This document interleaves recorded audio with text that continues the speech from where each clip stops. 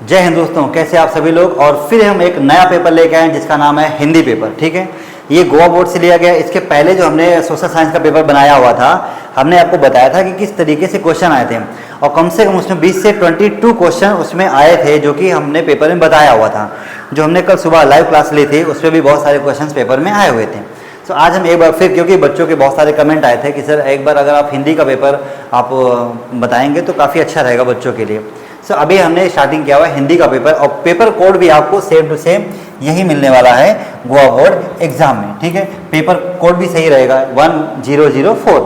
और इस पेपर को पढ़ने से पहले हम चीज़ों को बारे में समझते हैं कि किस तरीके से हमें क्वेश्चन पेपर में आएंगे। ज़रूरी नहीं कि आपका यही लिखा हुआ पेपर में आए, इसी से रिलेटेड कोई भी क्वेश्चन आपका उसमें दे सकते हैं। लेकिन इसमें ये कहा गया कि जो भी आप इसमें पढ़ोगे इसी को पढ़ करके कोई क्वेश्चन का आपका आंसर देना है। तो जब भी कभी कोई ऐसे क्वेश्चन आते हैं तो उसमें ये पूछा जाएगा, कोई कहानी है उसे गद्य खंड कहते हैं, गद्यांश कहते हैं, कहानी होती है। कोई कविता है उसे पद्य खंड कहते हैं, पद्यांश कहते हैं, वह कविता होती है।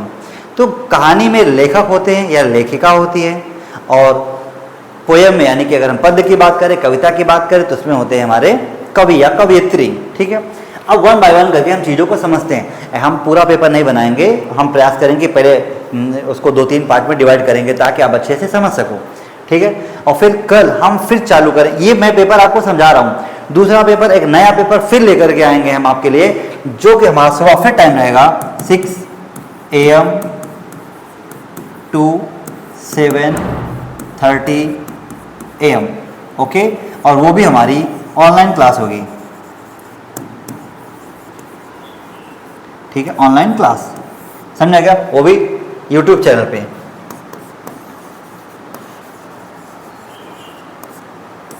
समझा क्या? इतना हम चालू करेंगे। अब हम चालू करेंगे पढ़ाना स्टार्टिंग से कि क्या क्या चीज़ें होती हैं। जब भी कोई क्वेश्चन पढ़ोगे, क्वेश्चन पढ़ने से पहले हमें ये समझना होता है कि क्या हमें उसमें दिया हुआ है। ठीक है, तो जब भी आप ध्यान देंगे तो लिखा निम्नलिखित गद्य खंड। गद्य खंड मतलब होती है कहानी। क्या कहोगे? गद्य खंड मीन्स होती है कहानी, कि कोई कहानी, कोई स्टोरी हो गई, वो आपको दिया गया। फिर कहा गया उसके नीचे दिए गए प्रश्नों के उत्तर लिखिए। समझ आ गया ना? अब ध्यान देते हैं। अब जब भी हम पढ़ेंगे तो एक चैप्टर से लिया गया है आपकी कहानी। उसमें ये कहा गया है कि डॉक्टर मासेलकर अपनी कक्षा में हमेशा अव्वल आते थे। अव्वल का मतलब फर्स्ट डिवीजन आते, प्रथम स्थान में आते थे। ठीक है, सर 1996 यानी कि 1966 में आपने मुंबई विश्वविद्यालय से रसायन शास्त्र यानी कि केमिकल साइंस जो है अभियांत्रिकी की उपाधि हासिल की। ठीक है, PhD करने के बाद आपने इंग्लैंड में अनुसंधान कार्य किया, किसी चीज़ पे रिसर्च किया। ठीक है, उसके बाद अमेरिका और अन्य कंट्री यानी अन्य देशों में आपने अध्यापन कार्य किया। और ऐसी स्थिति में जब विदेशों में अनेक आकर्षक अवसर आपके सामने हाजिर थे तो भी आपने उन अवसरों को ठुकरा दिया, नहीं लिया। वो अपने देश पे ही काम करते रहे, उसके आगे नहीं दिया गया है, इतना ही दिया गया है। तो याद रखिएगा, कोई भी चैप्टर आपसे पूछा जाए उससे पहले आप ये कहोगे कि क्या क्या चीज़ें उसमें दी गई हैं। और जब भी क्वेश्चन आएगा तो उसमें गद्य खंड है या कहानी है, उसमें से पहली बात तो एक चैप्टर का नाम पूछा जाए, किस चैप्टर से लिया गया है या फिर उस चैप्टर के लेखक कौन है। अब ये कहा गया है कि यह गद्य खंड, यानी कि गद्य खंड मतलब फिर वही मैं कह रहा हूँ, ये गद्य खंड है, इसे कहते हैं कहानी। और ये कहानी किस पाठ से लिया गया है? इसका मतलब है ये कहानी है जो डॉक्टर रघुनाथ मासेलकर से लिया गया। अब ये कैसे कहानी पढ़ोगे, ध्यान दो। इसका बढ़िया तरीका क्या है आंसर निकालने का, मैं आपको ट्रिक देता हूँ। जब भी कोई कहानी दी जाए और आपको चैप्टर के नाम दिए जाएं, उसमें ये देखो कि उस चैप्टर में से ऐसा कौन सा वर्ड है जो उस कहानी से मैच कर रहा है, मैचिंग कर रहा है। अब देखो क्या नाम दिया गया, रघुनाथ मासेलकर। अब इसमें देखो मासेलकर दिया कि नहीं दिया, क्या स्टार्टिंग में ही मिल गया। समझा गया ना? तो मासेलकर, मासेलकर, इसका मतलब आंसर आपका आपके सामने है। ठीक है, सेकंड क्वेश्चन देखते हैं। अब सेकंड क्वेश्चन आपसे पूछेंगे। ठीक है, क्या करते हैं क्वेश्चन में, ये कहते हैं कि डॉक्टर मासेलकर, अभी क्वेश्चन है रसायन शास्त्र विषय लेकर मासेलकर जी ने कौन सी उपाधि हासिल की। तो आप देखोगे यहाँ से जैसे लिखा है, इन्होंने कौन सी उपाधि हासिल की, तो अभियांत्रिकी की। ठीक है, तो रसायन शास्त्र विषय लेकर अभियांत्रिकी की उपाधि हासिल की। अब यहाँ पे गए देखो अभियांत्रिकी लिखा होगा, तो क्या लिखा है, अभियांत्रिकी की उपाधि हासिल की। ये हमारा क्वेश्चन हो गया। ठीक है, ऐसे 2 नंबर के 2 क्वेश्चन आएंगे। अब क्वेश्चन आते हैं कुछ आपके टेक्स्ट बुक से जो क्वेश्चन लिए गए हैं, कुछ किताब से लिए गए हैं, वो पूछेंगे 15-20 वर्ड में, फिर 30 से 50 वर्ड में, ऐसे करके क्वेश्चन पूछेंगे। ठीक है, वन बाय वन समझते हैं हमको। ठीक है, अब देखते हैं क्या क्या इन्होंने कहा है। ये कहा कि निम्नलिखित में से किन्हीं 3 क्वेश्चन का, अब देखिए जब सेकंड क्वेश्चन करोगे उसमें आपसे कहेंगे 3 क्वेश्चन के आंसर आपको बताने हैं। कौन कौन से आंसर? 3 क्वेश्चन, ठीक है। और प्रत्येक का जो वर्ड आंसर देना है 15 से 20 शब्दों में देना है, ठीक है ना। 15 से 20 वर्ड में आपको आंसर लिखना है। चलो समझते हैं। एक जो बसंत है कौन कौन सी चीजें बेच रहा था? बसंत आपने पढ़ा होगा उस चैप्टर में, चालनी ले लो, दिया सलाई ले लो, ऐसे करके बोलते हैं, ठीक है। तो बसंत बाजार में, अभी हमने इसमें डायरेक्टली लिखा हुआ है, आप ऐसे लिख सकते हो कि बसंत बाजार में चालनी, बटन, दिया सलाई इत्यादि वस्तुएं बेच रहा था, ठीक है। कौन कौन सी चीजें बेच रहा था? डायरेक्टली आपको इतना लिखने का। फिर क्वेश्चन आता है प्रताप किशनगंज में क्यों आया? क्यों आया था? क्योंकि प्रताप के भाई बसंत की दोनों टांगे मोटर दुर्घटना में कुचल गई थी, ठीक। इसलिए वह पंडित राजकिशोर के पैसे लौटाने उसके घर किशनगंज में आया था, ठीक। आपने कहानी सुनी होगी, पढ़ी होगी, ठीक है। अब आते हैं, ठीक है, कि प्रिय भावे ने छात्र मासेलकर से क्या कहा? तो जो प्रिय भावे थे उन्होंने छात्र मासेलकर से कहा कि जैसे उत्तल लेंस, अब ये वर्ड आपको थोड़ा कम समझ में आएगा तो मैं आज आपको समझा देता हूँ। जब फिजिक्स में हम पढ़ते हैं कॉन्वेक्स लेंस, यानी कि ये कॉन्वेक्स लेंस कैसा हो गया? कॉन्वेक्स लेंस, ठीक है ना। कॉन्वेक्स लेंस को हम हिंदी में कहते हैं उत्तल लेंस। इसका मतलब जब भी कोई रेस, अब यहां से कोई हमने रेस निकाली ऐसे करके, तो सीधा आके कहीं ना कहीं ऐसे मिलेगी, यहां बना देते हैं, ठीक है।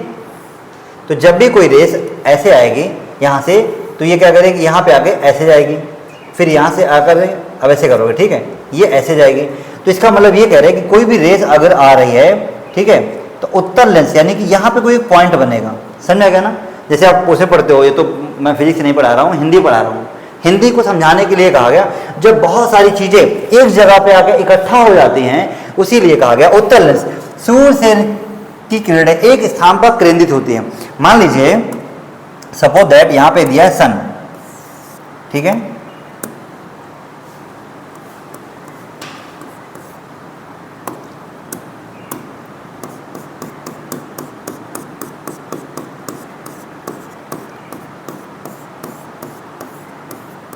ये सन दिया हुआ, ठीक। अब इसकी जितनी भी रेडिएशंस पड़ेगी यहाँ पे, तो ये सारी रेडिएशंस को लेकर के एक जगह पे सेंटर पे बना देगा, केंद्र कर देगा। इतना समझ आ गया ना? हाँ, तो ये कहा केंद्रित हो जाए, यानी कि केंद्रित हो जाती हैं। वैसे ही यदि तुम अपनी सारी शक्तियों को एक दिशा में केंद्रित कर सको तो तुम दुनिया में कुछ भी कर सकते हो।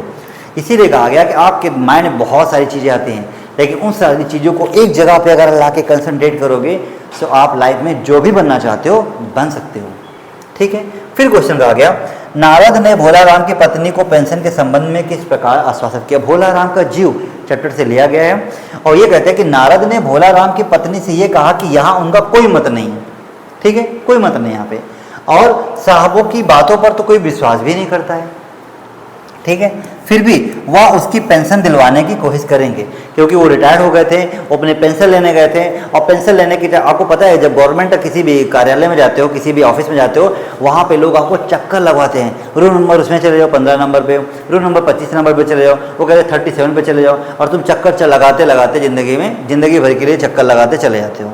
तो ये कहा गया है कि उनका कोई मत नहीं है, साहबों की बात का कोई विश्वास नहीं है, और फिर भी पेंशन दिलवाने की कोशिश करेंगे, ठीक है। तो ये जो क्वेश्चन दिया है। अब सेकंड क्वेश्चन की हम बात करते हैं, यानी कि नेक्स्ट फिर क्वेश्चन कह रहा है कि निम्नलिखित प्रश्नों में से 3 का आंसर देना है। कितने आंसर का?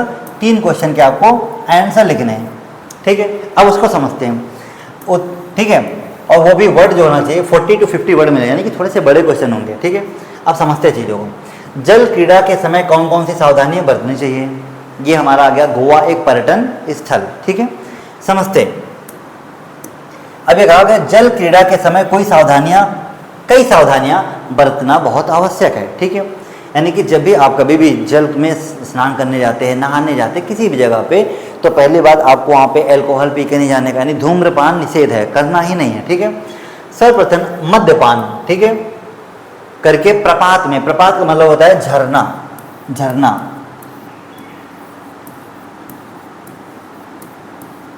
प्रपात में क्या है? झरना, जैसे कि वाटरफॉल बोलते हैं, ठीक है। तो जल प्रपात, ठीक है, ऐसे करके में जल क्रीड़ा नहीं करनी चाहिए। आप पी करके अगर जाओगे वहाँ पे स्नान करोगे तो आपको दिक्कत भी हो सकती है, क्योंकि हम जब कभी भी अगर ऐसी चीज़ें करते हैं तो हमारे माइंड का जो सेरिबेलम ग्लैंड है, सेरिबेलम ग्लैंड, वो कभी भी उसको अलाउ नहीं करता है। बैलेंसिंग ऑलवेज होती है हमारी बॉडी का। तो बिना तैरना जाने समुद्र की लहरों से नहीं खेलना जाना चाहिए। अगर आप समुद्र में नहीं तैर पाते हैं या फिर आप स्विमिंग नहीं कर पाते हैं तो लहरों के साथ कभी नहीं खेलना चाहिए, ठीक है। विशेषकर युवा वर्ग जो यूथ होते हैं, यंगस्टर होते हैं, सामूहिक मानसिकता से बचना चाहिए। फिर कहा गया पर्यटन मंत्रालय ने जो मर्यादाएं और नियम, कानून, रूल एंड रेगुलेशंस फिक्स किए गए हैं, निश्चित किए गए हैं, उनका पालन करना परम आवश्यक है, ठीक है। इन सावधानियों को बरतकर, यानी अगर जितनी सारी प्रॉब्लम्स होती है, अगर जितने रूल एंड रेगुलेशंस हैं, अगर इनको अच्छी तरीके से हम समझ लेंगे तो क्या लिखा है, जल क्रीड़ा का भरपूर आनंद उठा सकते हैं हम अच्छे से। भाई उनको पता है अंदर नहीं जाने का, आप यहाँ पे नहाने का, जितनी मस्ती करनी हो वही उसी जगह पे करने का, अंदर नहीं जाने का, और अपनी यात्रा भी सुखद बना सकते हैं, और इससे आपकी यात्रा भी काफ़ी सुखद और मंगलमय हो सकती है, ठीक है। अब आते हैं अरुणिमा सिन्हा का एवरेस्ट विजय सपना कैसे पूरा हुआ। अरुणिमा सिन्हा की बात करते हैं, और ये भी आपने पढ़ा हुआ था कि बहुत ही दिक्कत थी इनको लखनऊ से जब जा रहे थे, ठीक है। आगे ध्यान देते हैं। बचपन से ही अरुणिमा सिन्हा के मन में एवरेस्ट विजय की महत्वाकांक्षा जाग उठी थी, बचपन से ही हुआ है, ठीक है। फिर ये कहा परंतु एक दुखद हादसे में जब उन्होंने अपनी बाईं टांग गंवानी पड़ी, यानी कि इस साइड की पैर, लेफ्ट साइड की जो पैर थी उनको गंवानी पड़ी, ठीक है।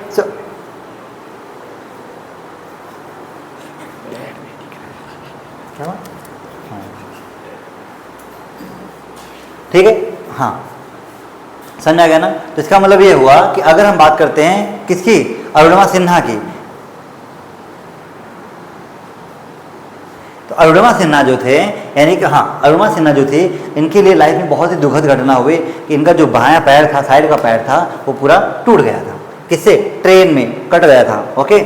जैसे ही सपना बिखर गया, फिर भी उसने अपनी दृढ़ इच्छा शक्ति, यानी कि जो उनका एक आत्मविश्वास था, ठीक है ना, हाँ, और अदम्य साहस के बल पर शीघ्र ही कृत्रिम पैर के सहारे चलना प्रारंभ किया। एक आर्टिफिशियल पैर होता है, उसके थ्रू कई संस्थानों ने उनकी सहायता की। भारतीय खिलाड़ी युवराज सिंह ने, ये देखो, भारतीय खिलाड़ी युवराज सिंह से उसे विशेष प्रेरणा प्राप्त हुई। युवराज सिंह, जब वर्ल्ड कप हुआ था 2011 में, इंडिया जीत गई थी श्रीलंका के खिलाफ, तो उस टाइम पे उसको कैंसर हुआ था युवराज सिंह को, ठीक है। तो उसने प्रथम भारतीय महिला, कौन महिला, एवरेस्ट विजेता बछेद्री पाल, नाम था बछेद्री पाल, ठीक है, उसके गाइडेंस में पर्वतारोहण का प्रशिक्षण प्राप्त किया। उनके गाइडेंस में उन्होंने उसकी ट्रेनिंग लेना चालू कर दी। अंत में अनेक बाधाओं का सामना करते हुए 0 से -35 डिग्री टेम्परेचर को झेलती हुई अरुणिमा सिन्हा ने कृत्रिम पैर की मदद से ही 21 मई 2013, यानी कि टेम्परेचर कितना था, -35 डिग्री सेंटीग्रेड, और उसके बाद पहुंची कब थी, 21 मई, मैं हिंदी में लिख देता हूं, मई 2013, ठीक है, के दिन सुबह 10:55 पे, यानी कि टाइम था 10:55 AM एट मॉर्निंग टाइम, ठीक है, बजे एवरेस्ट की फतह पर अपना सपना पूरा किया। तो ये कहानी थी अरुणिमा सिन्हा की, ठीक है। अब एक क्वेश्चन और आता है, योगेंद्र सिंह यादव के मन में देश रक्षा की भावना कैसे जागृत हुई। योगेंद्र सिंह, ठीक है, उसकी हम बात करते हैं। जब भी योगेंद्र सिंह की बात करेंगे तो योगेंद्र सिंह यादव के पिता रामकरण सिंह थे। उनके पिता का नाम क्या था, रामकरण सिंह। चलो देखते हैं, हाँ, पिता का नाम था रामकरण सिंह यादव। सेना में नौकरी करते थे। वे कुमाऊं रेजिमेंट सेना में रक्षा के हेतु तैनात थे। यानी कि कुमाऊं एक यूनिवर्सिटी है, जैसे कि उत्तराखंड की हम बात करते हैं, तो वहाँ पे उन्होंने 1965 और 1971 में पाकिस्तान के विरुद्ध युद्ध में पार्टिसिपेट किया था, भाग लिया था। और इन दोनों लड़ाइयों में अपने साहस और शौर्य की कहानियाँ वे योगेंद्र सिंह यादव को सुनाते थे, यानी अपने बेटे को सुनाते रहते थे, ठीक है। और फिर कहा गया, यह सुनकर वह रोमांचित हो जाता था। छोटे बच्चे को आप कोई कहानी सुनाओगे तो छोटा बच्चा बहुत ही अच्छे से चीज़ों को सुनता है। उसने स्कूल में पढ़ते समय ही निश्चय कर लिया था कि वह अपने पिता की तरह सेना में भर्ती होकर देश की रक्षा के लिए दुश्मनों से जूझेगा। इस प्रकार पिता की प्रेरणा से उसने बचपन में ही उसके मन में देश भावना की जो ज्वाला होती है जागृत हो जाती है, ठीक है। आगे देखते हैं, बसंत पंडित राजकिशोर से चलनी खरीदने की क्यों जिद कर रहा था, क्योंकि कभी कभी कुछ क्वेश्चंस होते हैं जो एक चैप्टर से 2-3 क्वेश्चन आ जाते हैं, ठीक है। बसंत एक गरीब, अनाथ, शरणार्थी बालक था। कैसा था? गरीब बालक था, फिर क्या था? अनाथ था, और क्या था? शरणार्थी बालक था। ठीक है, वह बाजार में छोटी छोटी चीज़ों को बेचा करता था, यानी कि चालनी ले लो, दिया सलाई ले लो, ऐसे करके बोलते रहते थे। ठीक है, उसकी रोजी रोटी का साधन था, छोटी छोटी चीज़ों को बेचता था, उससे जो पैसे मिलते थे वो अपने पेट को पालता था। एक दिन उसकी कोई भी वस्तु नहीं बिकी। कभी कभी ऐसा होता है, जैसे गरीब लोग होते हैं, किसान लोग होते हैं, किसी मार्केट में सामान बेचने जाते हैं, कभी कभी तो ऐसी कंडीशन हो जाती है कि उनका सामान बिकता भी नहीं है, तो कैसे अपने घर का पालन पोषण करेंगे। ठीक है, तभी पंडित राजकिशोर बाजार से गुजरे। बसंत उनसे एक ना एक चीज़ खरीदने के लिए क्या कर रहा था? जिद कर रहा था। अगर मान लीजिए कोई बड़ा आदमी या कोई आपको बाबू वाबू जाते हुआ दिखाई दे, आपका कोई भी सामान ना बिका हो, आप उसे बाबा कहोगे साहब ले लीजिए ले लीजिए ले लीजिए, क्योंकि उसको अगर पैसे मिल जाएंगे तो अपने घर का अच्छे से पालन पोषण कर सकता है। यदि उसकी कोई चीज़ ना बिकी तो शायद वह उस दिन उसको भूखा ही रहना पड़ा। इसका मतलब यही हुआ कि अगर आपने कोई सामान बेचा और सामान नहीं बिका तो ऐसा लगता है कि शायद आज कुछ भी नहीं बिकेगा, तो हमें शायद भूखा ही रहना पड़ेगा। इसलिए वह पंडित राजकिशोर से कम एक चलनी खरीदने की जिद कर रहा था। ठीक है, ये जो हमारा क्वेश्चन है ये अभी 9 नंबर यानी कि 10 नंबर तक हमारे क्वेश्चंस हो गए। ठीक है, अब ध्यान देते हैं, इसमें कहा गया निम्नलिखित काव्य पंक्तियों के बारे में। काव्य बोले तो एक कविता की बात करने से कहा गया पद्य। ठीक है, बहुत बड़ी कविता है, उससे एक खंड लिया गया है, उसे कहते हैं पद्यांश, पद्य का अंश, या हम उसे कहते हैं कविता। समझ में गया ना? पद्य, पद्यांश, पद्य खंड, कविता। अब देखो इसमें यह कहा गया है कि वो गजलें जो सुनाती थी, कविता कही गई, बहुत बढ़िया एक कहा गया है कि क्या कहा गया है? वो गजलें क्या, जो गजलें वो सुनाती थी कि जिनकी गिरहें कभी खुलती नहीं थी। एक बात कही गई है इस कविता में, और पता है जो एक वर्ड दिया गया है जिसके बारे में बात कर रहे हैं वो शायद आपको पता भी नहीं, चैप्टर से लिया गया है कि ठीक है। अब ये कहा गया है जो गजलें वो सुनाती थी, कोई किताब है, किताब में क्या लिखा हुआ है, जैसे ये इसमें क्या लिखा है हम पढ़ते हैं और हम उसको समझते भी हैं। ठीक है, अब ये कह रहे जो गजलें वो सुनाती थी कि क्या सुनाती थी? जिनकी गिरहें कभी खुलती नहीं थी। और फिर क्या है? जो रिश्ते वो सुनाती थी वो सारे उखड़े उखड़े हैं, कोई सफ़र पलटता है तो कोई एक सिसकी निकलती है। अब ये कविता आपको दी गई है और ये कह रहा है कि ये कविता जो है किस पाठ से लिया गया है। ठीक है, तो प्रस्तुत काव्य पंक्तियाँ किस कविता से ली गई हैं। ठीक है, तो धरे रहो धीरज, क्या इसमें कोई बात धीरज के लिए कहा गया है? नहीं। बहुत दिनों के बाद, क्या कुछ ऐसा लगता है? या फिर किताबें झांकती या व्याकुल माँ का तो इसमें कहीं कोई मेंशन नहीं किया गया। एक वर्ड दिया गया, क्या लिखा है कि जो गजलें वो सुनाती थी कि जिनकी गिरहें कभी नहीं खुलती थी। ये एक ऐसी चीज़ है जो कहीं ना कहीं लिखी हुई मिलती है, और लिखी किसमें आती हैं चीज़ें? किताबों में। तो क्या है? किताबें झांकती हैं। समझ में गया? अब इसके बाद हम नेक्स्ट बात करते हैं जिसमें कहा गया किताब का क्या है। क्वेश्चन कह रहा है किताब का सफ़ा पलटने पर कवि क्या महसूस करता है। तो किताब का सफ़ा, ठीक है, पलटने पर एक सिसकी निकलती है, यह कवि महसूस करता है। एक एक पन्ना पलटते रहते हो और धीरे धीरे कहानी चलती रहती है, और जब आप कोई एक अच्छी कहानी पढ़ना चालू करते हो तो आपके माइंड में ये आता है कि इसके बाद क्या होने वाला है, इसके बाद क्या होने वाला है, और आप पूरी कहानी को पढ़ते हो। ठीक है, फिर कहते हैं निम्नलिखित प्रश्नों में से किन्हीं 2 प्रश्न का उत्तर दीजिए। किसका? 2 प्रश्न के आपको उत्तर देने हैं। ठीक है, प्रत्येक प्रश्न का उत्तर 15 से 20 वर्ड में, जैसे कि हमने उसके पहले कहानी थी और ये कविता है। ठीक है, चलो देखते हैं। कवि प्रदीप ने जवानों की जवानी को धन्य क्यों कहा। फिर क्वेश्चन आ गया, तो इसके पहले प्रदीप यादव वाली कहानी बताई थी हमने, वो योगेंद्र यादव कहानी थी। इसमें भी एक और भी बहुत सारे कैरेक्टर्स हैं, बहुत सारे सेना के जवान हैं, उसमें भी एक नाम दिया गया, जवानों ने अपनी जवानी को देश रक्षा में कुर्बान कर दिया, इसलिए कवि प्रदीप ने जवानों की जवानी को धन्य कहा है। जवान जो यंग आर्मी सेना के लोग होते हैं, जवानी जो दिखाते हैं कि हम किस तरीके से देश की सेवा कर सकते हैं। कवियत्री, ये देखो ये वर्ड आ गया, ध्यान दो। कभी आपसे 1 2 3 4 ऐसे क्वेश्चन पूछते हैं कि निम्नलिखित में से कौन सा शब्द सही है? ठीक है, कवियत्री, कवियत्री किसी के कोई भी लिख के बोलेंगे। जैसे मान लो उन्होंने लिखा कवियत्री, या फिर उन्होंने लिखा कवयित्री, या फिर तीसरा पॉइंट इन्होंने सेम दिया हुआ है, या फिर और इन्होंने लिख दिया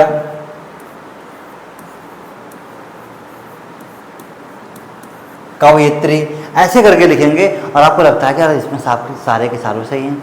लेकिन याद रखो, लिखते हैं हमेशा जब भी कभी लिखेंगे पहले लिखेंगे कव, कवि की जगह हम कव लिखते हैं और छोटी की मात्रा यहाँ पे लगाते हैं। समझ में आ गया ना? छोटी की मात्रा यहाँ लगाएंगे और बड़ी की मात्रा यहाँ पे लगाएंगे। ध्यान दो, जब भी हमें बोलने में कम टाइम लगे छोटी की मात्रा छोटा हो की मात्रा, बोलने में टाइम ज़्यादा लगे बड़ी की मात्रा बड़ा हो। जैसे सुमन छोटा नाम, पानी नी बड़ी मात्रा, ठीक ऐसे करके। समझ में गया ना? चलो आगे ध्यान देते हैं। अब फिर क्वेश्चन कहते हैं, क्या कहते हैं, कवित्री कीर्ति चौधरी लाचारी का अनुभव क्यों करती है? ठीक है, ये इसका मतलब ये हुआ कि जो कवित्री थी कीर्ति चौधरी, उसने लाचारी का अनुभव किस प्रकार से कर रही है, क्यों करती है? तो ये कहा गया कवित्री कीर्ति चौधरी लाचारी का अनुभव करती है क्योंकि मानव अपनी सहजता ही भूल बैठा है। मानव अपनी सहजता है भूल चुका है। जो भी काम करना होता है इंसान को, मनुष्य को, वो सब काम करना भूल गया है। ठीक है, फिर क्योंकि आपको पता है कि समय बहुत ही जरूरी चीज़ है। वक्त कभी भी किसी का पलट सकता है, समझेगा ना? वक्त कभी भी किसी के साथ नहीं होता है। इंसान को कर्म ऐसे करने पड़ते हैं तब जाके वक्त उस इंसान का साथ देता है, क्योंकि वक्त की बहुत ही वैल्यू है।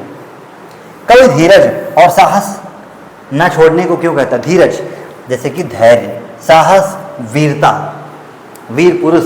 ठीक है, कवि रविंद्रनाथ ठाकुर का विश्वास है कि हमारी विजय निश्चित है, इसलिए हमें धीरज और साहस नहीं छोड़ना चाहिए। आपको पता है कि जब कभी लगता है कि अभी से वर्ल्ड कप चल रहा था T20 का, इंडिया साउथ अफ्रीका से हार गई थी, हारना भी जरूरी था इंडिया को। क्यों? कभी कभी ऐसा होता है कि प्राउड हो गया है, हम कुछ चीज़ हारेंगे ही नहीं तो दिक्कत होती है।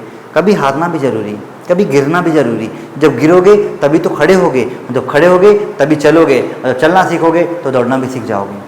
ठीक है, तो अभी तक हमने अप्रॉक्सीमेटली आपके 15 क्वेश्चन सॉल्व किए हैं। हमने आपके 15 जो क्वेश्चन हैं उसका हमने आंसर अभी तक आपको कंप्लीट किया हुआ है। ठीक है, सो इसके बाद जो हम वीडियो बनाएंगे उसमें हम आपको फिर से प्रयास करें, हम आज ही सारे वीडियो को अपलोड करेंगे ताकि आपको धीरे धीरे करके चीज़ों को समझ में आ जाए। ये इसके बाद जितने भी क्वेश्चन है, ठीक है, ताकि आपको अच्छे से चीज़ों को समझ में आ जाए। तो हम इसके बाद फिर नया वीडियो बनाएंगे, उसमें अपलोड करेंगे किस तरीके से चीज़ों को और पढ़ना है। तब तक के लिए रखता हूँ। Thank you. जय हिंद, जय भारत।